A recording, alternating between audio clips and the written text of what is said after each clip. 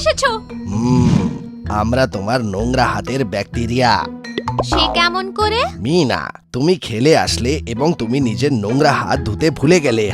হাত ধুলে কি হয়? একটু নিজের হাতটি দেখো।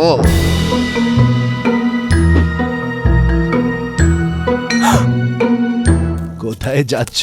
সাবান দিয়ে হাত ধুতে যাচ্ছি।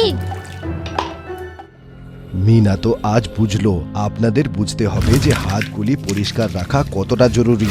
আমরা যদি হাত পরিষ্কার রাখি তবে কোনো ব্যাকটেরিয়াল ইনফেকশন হবে না এবং আমাদের কম অ্যান্টিবায়োটিক্স খেতে হবে, যার কারণে অ্যান্টিবায়োটিক্সের প্রভাব ব্যাকটেরিয়ায় থাকবে। তার জন্য দরকার পরিষ্কার থাকুন, স্বাস্থ্যবান থাকুন।